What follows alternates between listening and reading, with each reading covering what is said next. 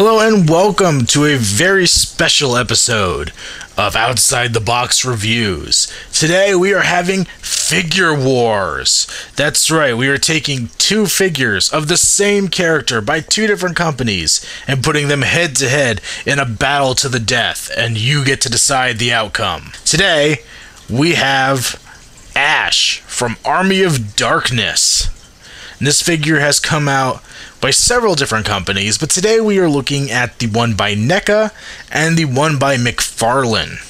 Just as a side note, these figures were also released, or this character at least, was also released by Sideshow Collectibles as a 1/6 scale 12-inch figure, and by NECA again as the S-Mart Ash.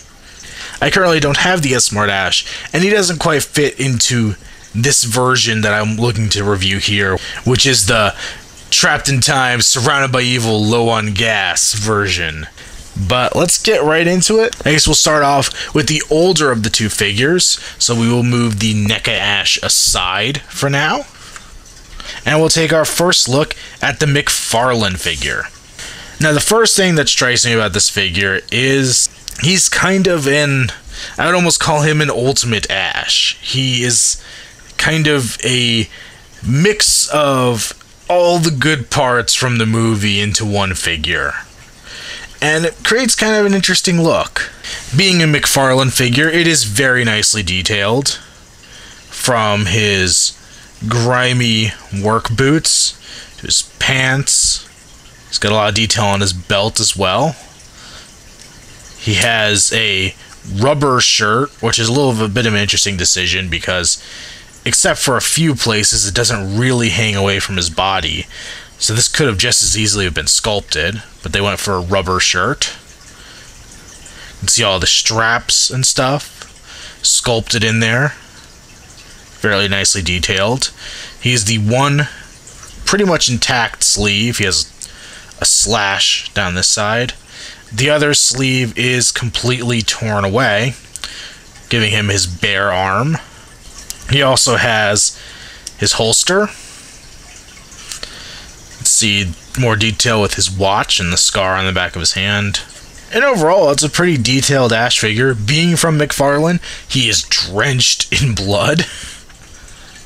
What else would you expect from them? The face is pretty nice. It's definitely not the best representation of Bruce Campbell I've ever seen. His nose is quite large, and the chin just isn't that strong chin that Bruce Campbell's known for having. This Ash, one of the nice things about it is all of the accessories he comes with. The most obvious thing you've probably already noticed is the very large movie Maniacs placard thing. I don't know what you want to call it exactly, standee. Now, if you're not familiar with the movie Maniacs, most of them would have at least some variation of this basic stand here. Eventually, they ended up taking off one of these sides. I think even later on, they simplified it to being just this bottom part. But they all had the card specific to the movie, showing the movie poster, which, by the way, this is probably one of my all-time favorite movie posters. I love that they made Ash look so heroic on it. I feel like that would be how Ash sees himself, so I think it's a good representation there. He also comes with a very nicely detailed little Necronomicon. There's sculpting on both sides. It's actually made of a rubbery material, so it kind of gives it that fleshy feel, which I love. It does not open, by the way. He comes with a teeny tiny little Ash with a fork from the scene of when the mirror shatters and all these little ashes come out and attack him. I thought that was a really nice little add-on, and the fork is removable. I'm not going to do it because there's no real purpose to removing it. So what else are you going to do with that little fork? Maybe we could have Ash eating some spaghetti. We can give him the fork. The weapons that come on him, he has, as I mentioned, in the holster, very nice double barrel shotgun. He has his chainsaw, And you can remove the chainsaw and put in his mechanical hand, which I have to admit looks a little goofy. It looks a little too big, and this hand is up here for the chainsaw. I don't know what he's doing with the mechanical hand. The shotgun also suffers from the fact that it doesn't really fit in his hand at all. You can kind of make him holding the robot hand or the mechanical hand, but just by the range of articulation, all he could really do is hold it at a very odd angle. So really, if they had just sculpted this into his holster, you would have pretty much gotten the same effect, because I really don't think you're ever going to want to take it out of the holster. The articulation on this ash definitely shows from what time it was made. Being the older figure, they did kind of have less articulation back then. They were more of statues. He has a swivel head, though you can't move it too much before it starts to look really weird. His shoulders spin 360, if you can get the hand around that far. The wrists rotate, and the feet rotate as well, which you will need to get this guy to actually stand up. Now let's move this ash aside, and we'll take a look at the NECA version. Now, just to be clear, this is the recently released reissue of this figure that I've picked up. It retails for about $10, and I believe it comes with all the accessories minus the display stand, though I may be wrong on that. This version is much more movie specific, or scene specific, I should say. This is to when he's out hunting for the Necronomicon. And it is, once again, a very nicely detailed figure. Start at the bottom again. He's got a nice detail in his boots. His brown or gray pants. Pretty nicely done. His blue shirt, this one being significantly more intact. The other difference is, well, the other one has a bunch of straps all over. This just has the single one across the chest with the chainsaw ripcord puller right here. It has the cape, which is also a nice touch. You could pull up, it's all nice and rubbery. There's his shotgun holder. Now, this figure has no interchangeable hand, so he permanently has the mechanical hand,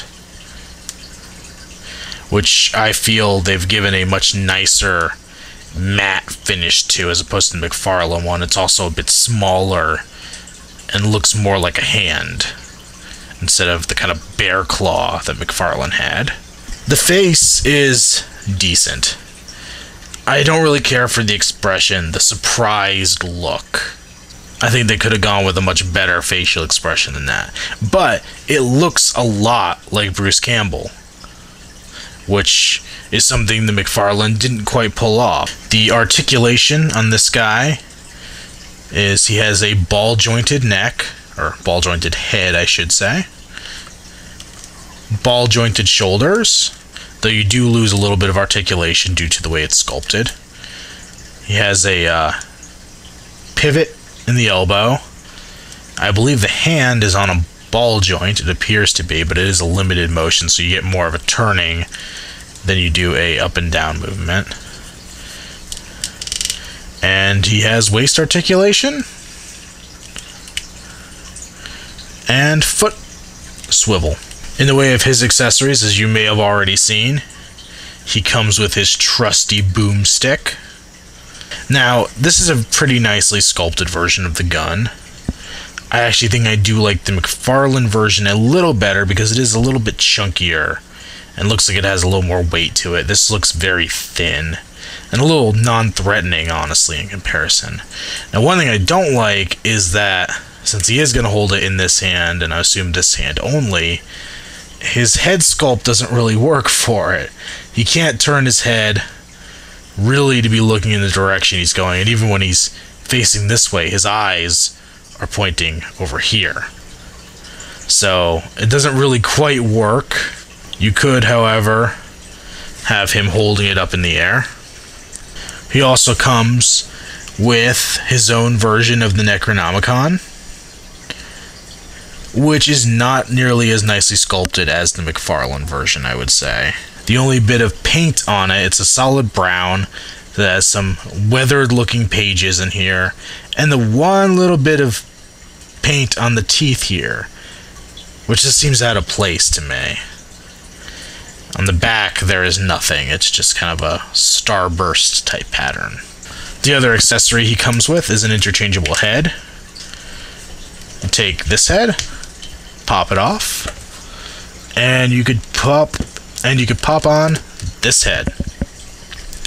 This is from when he is opening the wrong Necronomicon and it starts pulling his face in. And it's all stretched out. And I think it's a very nice representation of the effect from that scene. I think it's just kind of a nice little funny thing to throw in there. By the way, you can also put his shotgun in his holster. So when it comes down to it, how do these two figures stack up next to each other? It's kind of an interesting toss-up because I feel like the figure made by NECA is the superior figure itself. The paint is nicer, the details are a little more intricate, it's more truly movie accurate, and the head sculpt is much, much better, despite the fact that the expression's a little goofy. However, I think McFarlane wins on the accessory front, with the exclusion of the mechanical hand. Their shotgun, I feel, is a little nicer, a little chunkier. Their version of the Necronomicon, I feel, is leaps and bounds ahead of the one put out by NECA. And they also had the added fun of putting in the little extra little ash and the background poster. And while I'd hate to give this ash a strike for trying to be more scene accurate, the fact that he actually has the ripcord pull for the chainsaw, it just makes you miss that chainsaw on him that much more. So, in the end, I'm going to put it to a vote for you guys. Which one do you think is the superior Ash? Which one would you spend your money on? Or is it a toss-up? Are they both equally good figures, just some parts are better on one than they are on the other?